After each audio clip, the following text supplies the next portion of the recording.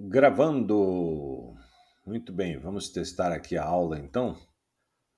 Testar a aula de hoje.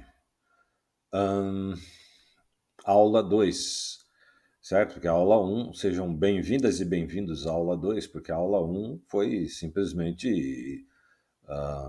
Nós tivemos aí uma introdução, né? A aula um, a parte um e 2 lá foi aquela introdução. A aula, inclusive, está aberta ali, é só uma introdução ao curso, falando do curso, ela está até aberta no YouTube para quem possa se interessar e talvez futuramente, né, em se inscrever, se matricular no curso. Mas aqui na nossa aula 2, nós vamos então falar a respeito desta paradinha que é o perhaps aqui, né? Deixa eu aumentar o zoom. Vamos aumentar o zoom para 150. Agora sim. Então vamos tentar assim, gente. Vamos ver como é que fica. Aula 2, breve história da astrologia e possíveis origens. Calendários, ossos e cavernas. Ninguém sabe ao certo quando a astrologia teve início, embora o estudo das estrelas e dos ciclos do tempo remonte à pré-história. O primeiro calendário lunar gravado em um osso remonta a 32 mil anos antes de Cristo. Há também pinturas em cavernas em Lascaux, na França, datadas de cerca de 17 mil anos antes de Cristo, que alguns afirmam representar as primeiras constelações, embora seja difícil provar isso. Vocês podem, inclusive, anotar esse nome aí, né? Lascaux, o nome francês, e procurar lá no Google, que tem muitas fotos, pode até ser no Google Imagens, tem muitas fotos aí a respeito de Lascaux. E, claro, não podemos deixar de falar de Stonehenge, o monumento antigo mais famoso, alinhado aos céus, é o Stonehenge, construído, ou Stonehenge, né? Construído para acompanhar os movimentos do Sol e da Lua. No entanto, um calendário mesolítico datado de cerca de 8 mil anos antes de Cristo foi encontrado mais recentemente na Escócia, precedendo o Stonehenge em 5 mil anos.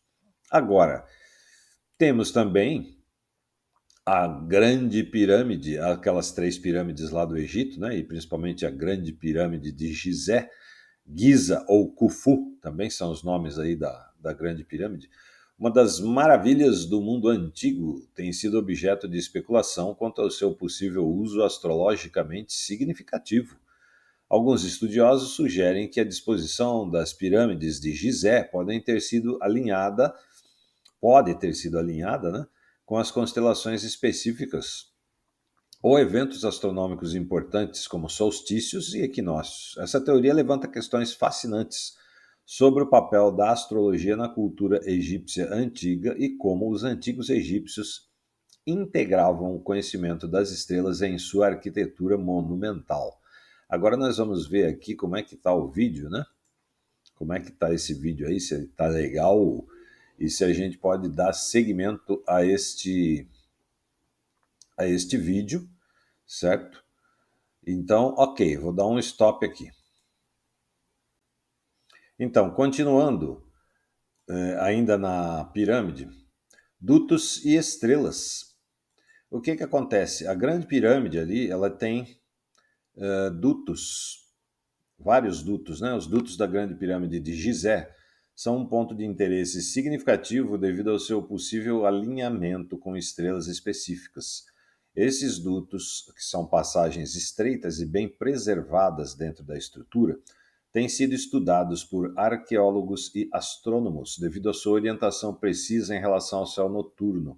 Algumas teorias sugerem que esses dutos poderiam ter servido para fins astronômicos, talvez permitindo observações ou rituais relacionados às estrelas e aos movimentos celestes importantes para os antigos egípcios. Essa possibilidade levanta questões intrigantes sobre como a arquitetura da Grande Pirâmide pode ter sido projetada não apenas para fins funerários, mas também, inclusive, como um monumento celestial ligado ao conhecimento astronômico e astrológico da época. Nós temos que levar em consideração também os artefatos africanos que são encontrados na África, têm sido encontrados, né? Eles têm revelado evidências impressionantes de conhecimento matemático avançado em civilizações antigas. Por exemplo, tá? Descobertas arqueológicas que nos remontam aí ao artefato de Ixango, datado de aproximadamente 20 mil anos atrás e encontrado na República Democrática do Congo. Ele apresenta marcas que sugerem um sistema rudimentar de contagem ou cálculo.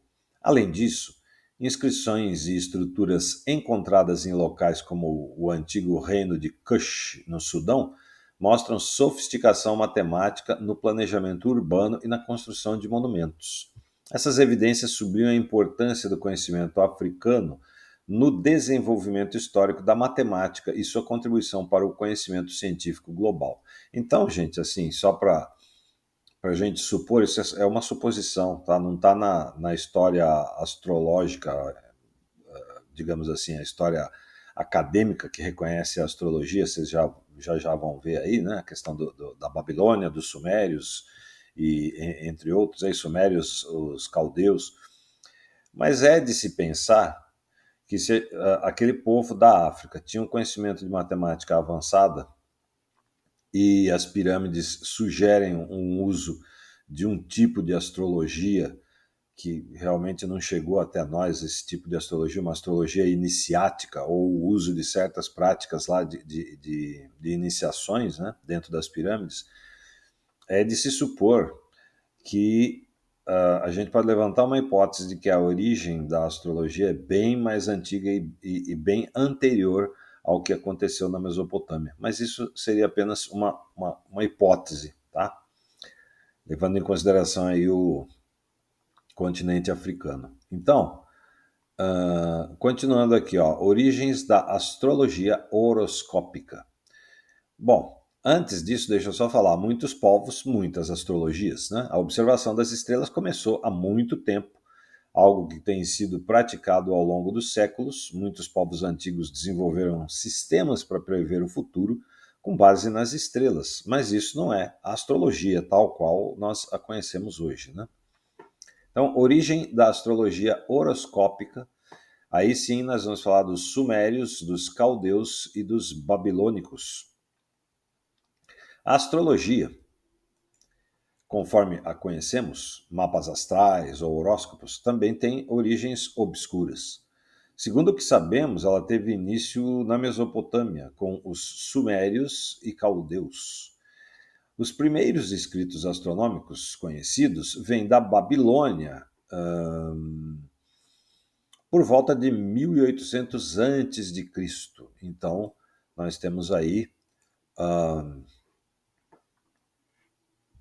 algo em torno de já pelo menos, né, arredondando 4.000 anos, né? Mas alguns foram encontrados datando de períodos anteriores à era Acádia, por volta de 2.300 anos antes de Cristo, tá? Então, realmente, como diz lá a nossa querida astróloga, não a Maria Eugênia de Castro, né, a outra que me fugiu o nome agora, né, que ela tem até um livro de astrologia chamado Astrologia, uma novidade de 6.000 anos. É um título bem interessante para um livro de astrologia. E aí os mesopotâmicos e babilônicos, eles registraram eventos celestes com base em observações, e é provável que eles estivessem estudando os céus e desenvolvendo esses sistemas por um tempo antes de tudo ser documentado por escrito. Então, pode ser que essa prática astrológica seja muito mais antiga do que a gente supõe, mas não tinham documentos escritos, né? Porque foi a partir de um certo tempo que eles passaram a documentar isso e colocar por escrito. Isso continua sendo difícil de provar, mas temos registros sistemáticos de eclipses datados de 747 a.C., e o primeiro mapa astral foi desenhado pouco mais de 300 anos depois desse 747, né? Em 29 de abril, ó, tem até a data, 29 de abril de 410 a.C., escrito em escrita cuneiforme, né? Naquelas tabuinhas de argila, né? As famosas tabuinhas de argila da escrita cuneiforme.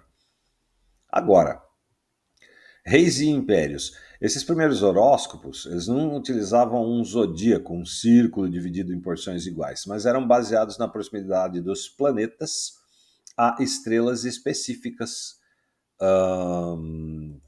Estrelas que hoje mesmo a gente fala muito delas, né? Nós vamos falar dessas estrelas durante o curso, mas já naquela época eles já falavam dessas estrelas. As interpretações estavam todas focadas em reis, em impérios, e preocupavam-se principalmente com o destino e os presságios. Tudo muito prescritivo e determinista. Aí chegam os gregos. Os gregos. A astrologia horoscópica. Ela realmente ganhou impulso após Alexandre o Grande conquistar a Mesopotâmia e a região ser dominada pelos gregos em 331 a.C., tá? Então, muitos textos gregos afirmam que o Egito foi o berço do horóscopo, mas o Egito também foi influenciado pela astronomia babilônica, que chegou até eles através, sim, você adivinhou, desses gregos invasores. Isto, né, descartando aquela hipótese que a gente falou da África muito anterior, aí, coisa de 8.000 anos antes de Cristo, tá? É uma África, uma civilização realmente muito antiga, que talvez tenha até desenvolvido algum tipo de astrologia, né? É uma hipótese. Aí nós temos Dendera, famoso zodíaco de Dendera. Assim, a astrologia como a conhecemos evolui gradualmente ao longo dos séculos pela interação de várias culturas que contribuíram com suas próprias perspectivas, interpretações e cálculos. A astrologia horoscópica, conforme a reconhecemos hoje, já tinha todas as suas partes principais estabelecidas por volta de o século II antes de Cristo.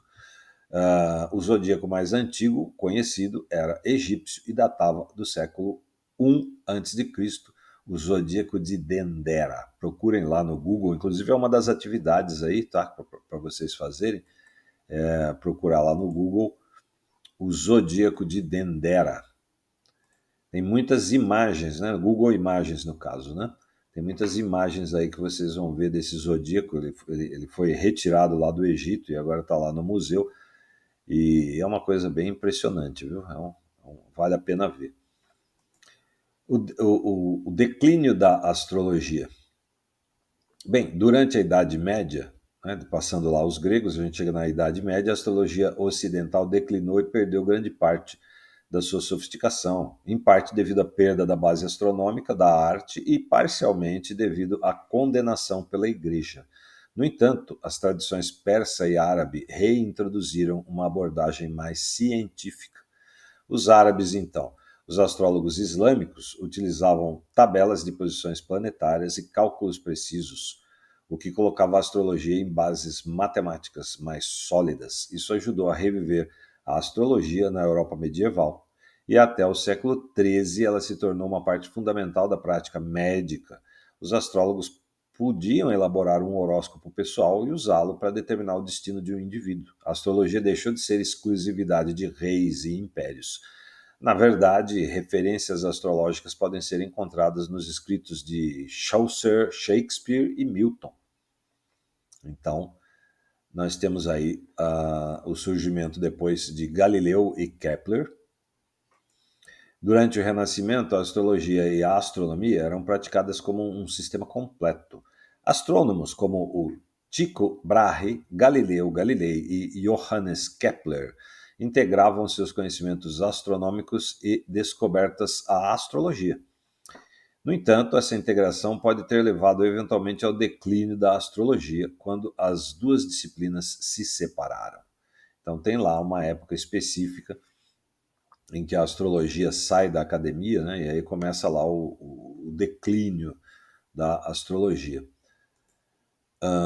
Tem até uma citação aqui, ó, de um livro chamado The Modern Textbook of Astrology, da Margaret Hone.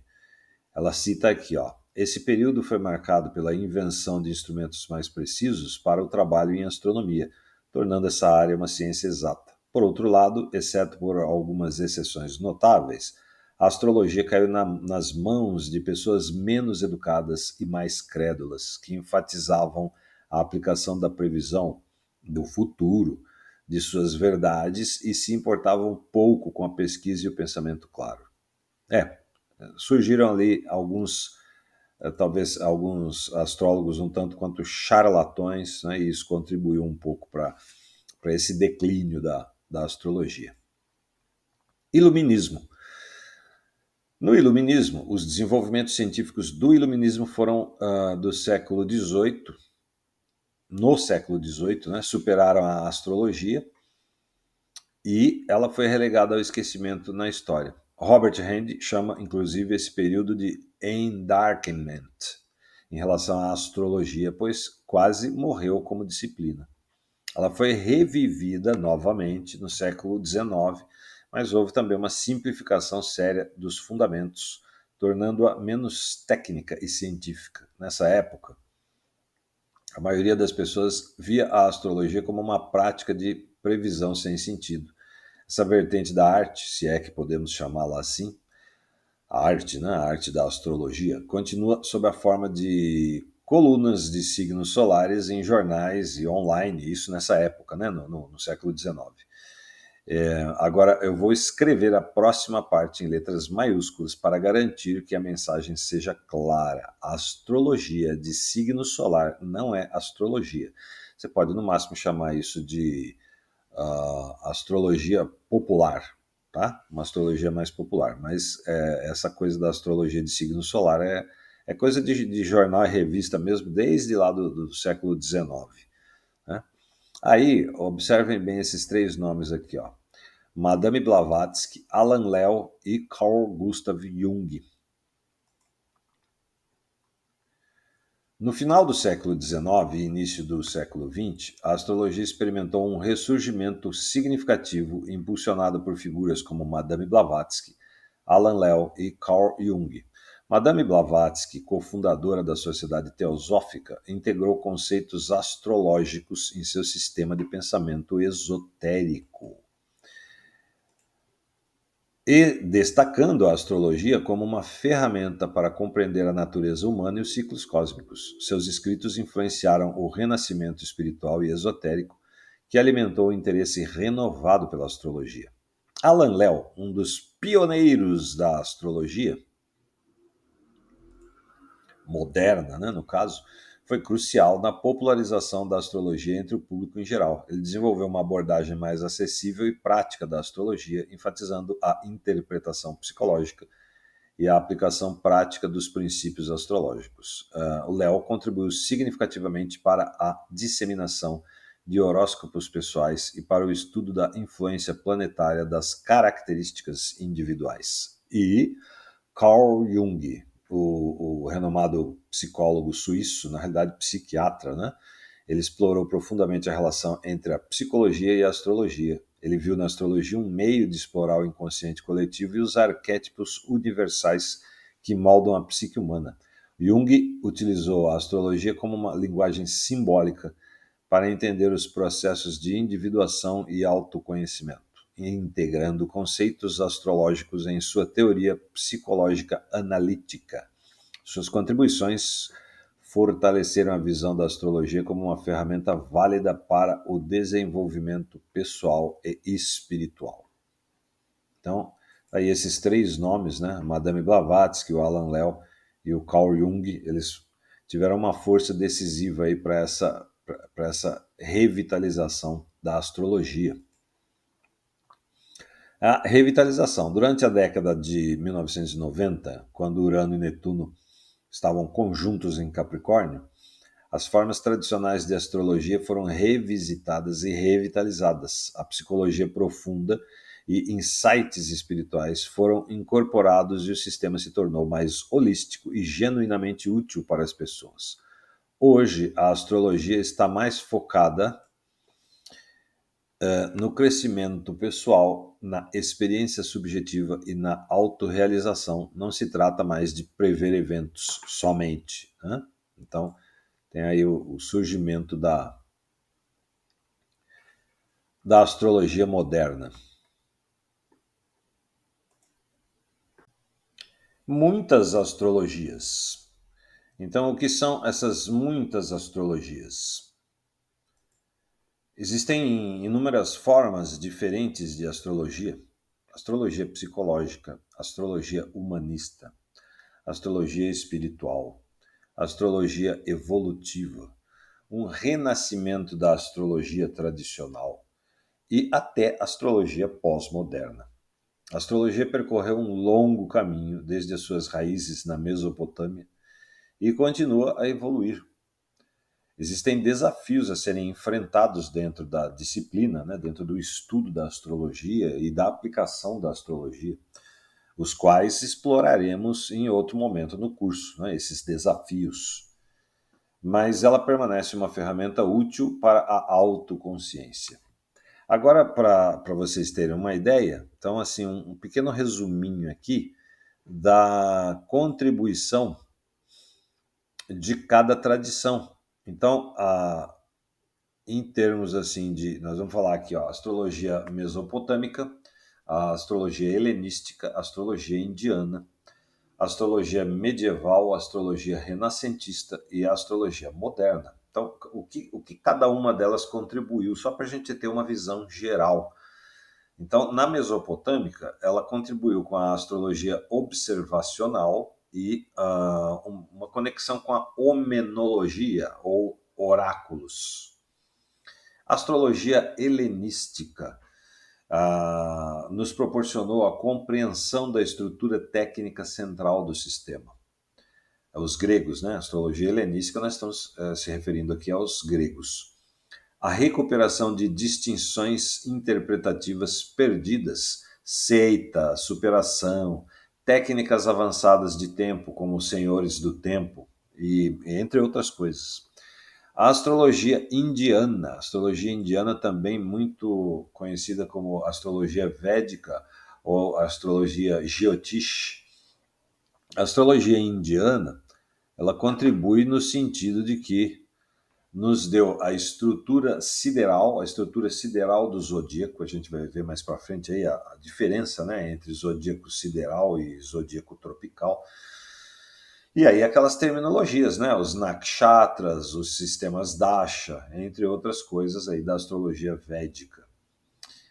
A astrologia medieval, ela contribuiu com a astrologia mundana e os ciclos mundiais, a astrologia médica e a teoria dos temperamentos, né? Aquela coisa lá do sanguíneo, fleumático, que nós vamos ver também esses temperamentos aí, que eram muito utilizados na astrologia medieval, e quem vai fazer hoje uma leitura clássica usando a técnica da astrologia tradicional ainda vai usar lá os 4 temperamentos, que inclusive o Jung faz ali uma atualização, né, fazendo uma equivalência com os temperamentos ali da psicologia junguiana. Astrologia renascentista, astrologia horária e a magia astrológica, né, a questão da magia astrológica.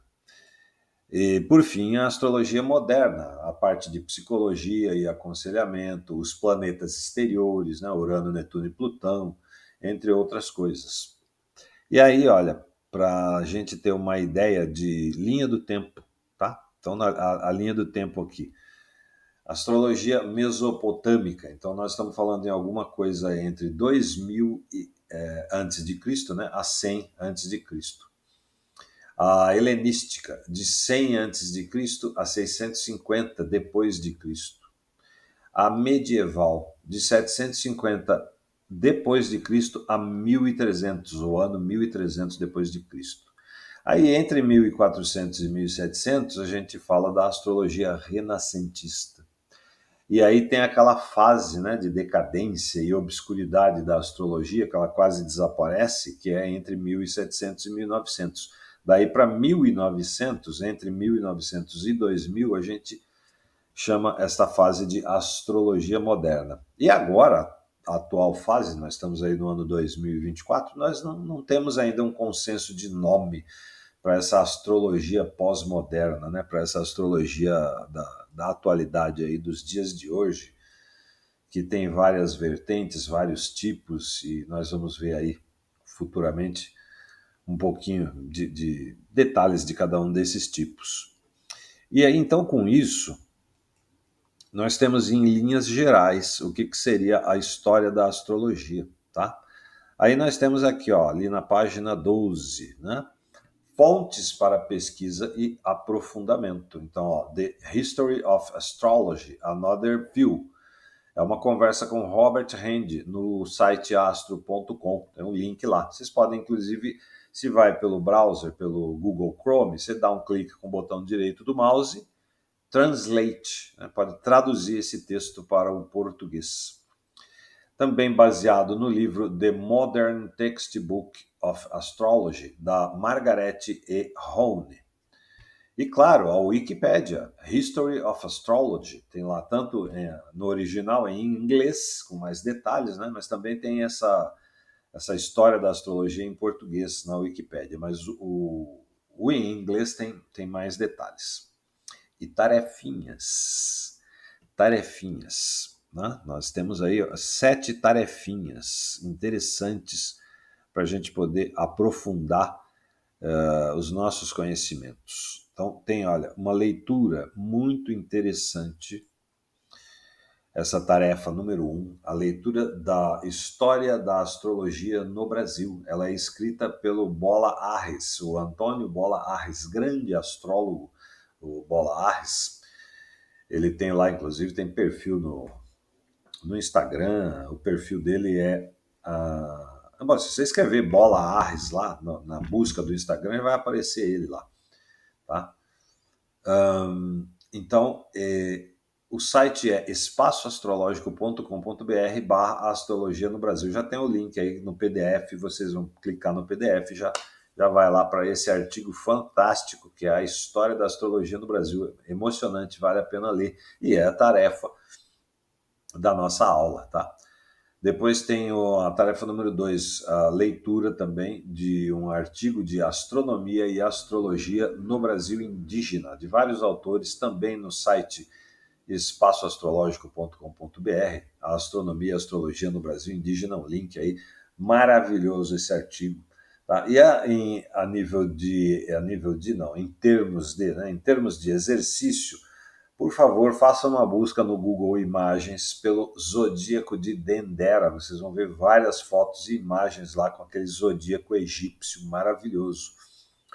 Uma outra coisa também que é uma atividade e ao mesmo tempo também é uma provocação é o mecanismo de Antiquítera, a máquina grega que foi encontrada em torno do ano 1900 e pouquinho. E eles demoraram 100 anos estudando aquela máquina grega para descobrir que é um computador astrológico. Então vale a pena vocês busquem lá no Google Imagens para vocês verem imagens, né, do mecanismo de Antiquítera, que vocês vão ver que eles encontraram ela embaixo d'água, toda enferrujada, toda cheia de sujeira, e em 100 anos de pesquisas eles conseguiram fazer muita coisa. Aí vocês vão entender essa máquina de Antiquítera na leitura do artigo da Wikipédia, né, que em português é máquina de Anticítera, tá? Em inglês é Antiquítera Mechanism. Então aí tem esse artigo na Wikipédia e também um vídeo maravilhoso do Chris Brennan, lá do The Astrology Podcast. É um vídeo intitulado The History of Astrology, From Ancient to Modern Times. O Chris Brennan, inclusive, gente, ele tá claro, ele fala em inglês, mas o vídeo é legendado, vocês podem legendar ele em português, tá? É um vídeo bem longo, então, assim, vão assistindo ele aos pouquinhos, mas vale a pena, porque é um aprofundamento aí da questão da história da astrologia aí, feito pelo Chris Brennan. E a 7ª atividade é uma reconstrução virtual do mecanismo de Antiquítera. Então, vale a pena vocês verem. É um vídeo com uma animação e que mostra a reconstrução da máquina, como que ela era de fato, como que essa máquina funcionava, tá? Para vocês terem uma ideia, que esses gregos aí lá, né, de início do milênio, né, eles tinham lá então esse computador celeste aí, esse computador astrológico para calcular posições planetárias, eclipses, ele calculava se o Vênus está retrogradando, se Mercúrio vai ficar retrô, uma coisa fantástica, tá? Para vocês terem uma ideia que os gregos levavam a astrologia bem a sério, tá? Então é isto, estamos aqui finalizando a nossa aula e nós vamos então partir para o próximo vídeo aí, né? E dando sequência no nosso curso. Grande abraço e bons estudos!